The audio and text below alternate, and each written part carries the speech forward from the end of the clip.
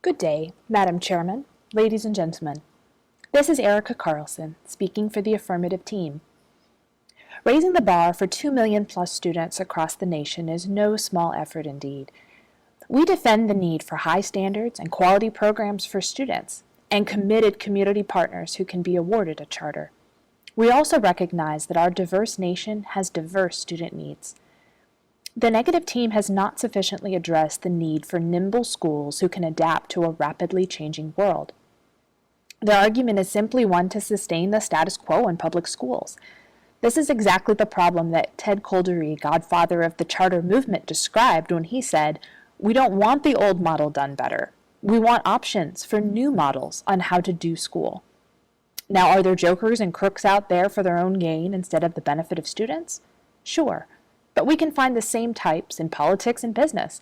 So we say that some bad apples are not justification not to go apple picking.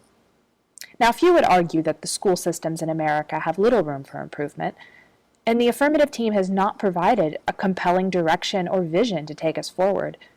Charter schools, however, seek to address real problems with classroom size, dropout rates for students living in poverty, and the technological demands of a 21st century world, to name a few. The opposition has stated that charter schools take needed funding away from public schools, and, on the average, students perform no better than their public school counterparts. Now, we would like to remind our audience not to fall for the tyranny of the average. If educating students was a static operation, the average would be a useful comparison.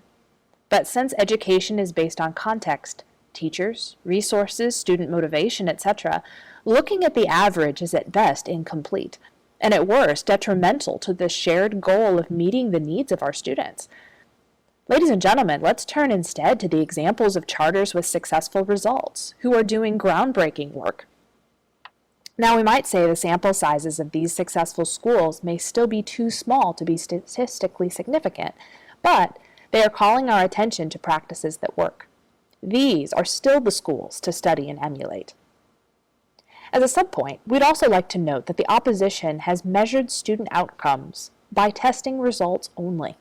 This perspective is narrow and archaic.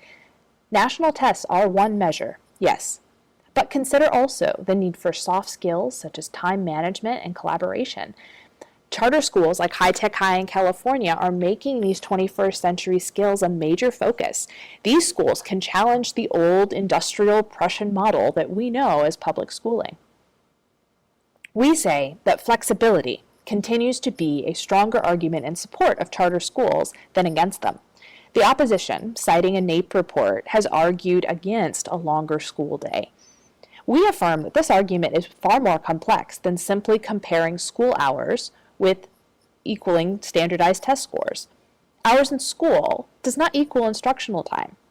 Hours in school does not measure how much time is spent on math, science, language, etc. And international comparisons are usually based on a required minimum. Students in China, Korea, Japan commonly attend night school or tutoring sessions in the evening. Our central point here is twofold. The data does not show that American schools have a longer school day.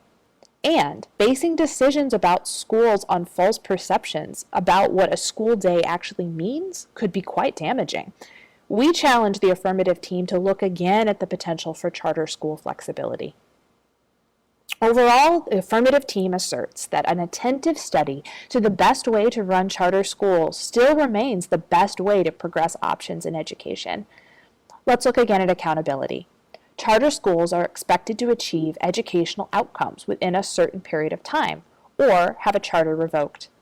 Public school teachers and supervisors have faced little to no consequences for their poor performance because they're protected by civil service regulations, tenure laws, collective bargaining agreements.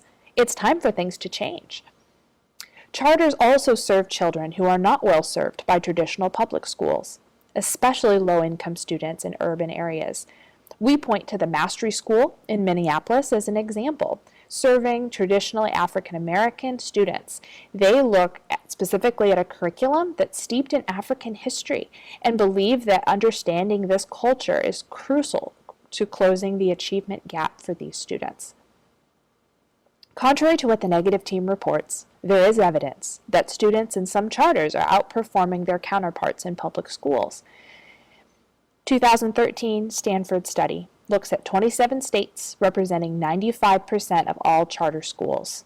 They say it's possible to pick winners, and they look at the percentage of charters that are growing in their success rates, and specifically points to minority students, students in poverty, English language learners that are posting stronger academic results in comparison to previous studies, and in some cases, their public school counterparts. In conclusion, we maintain that charters are an American idea. They are democratic, innovative, and hold hope for the future. Thank you for your time.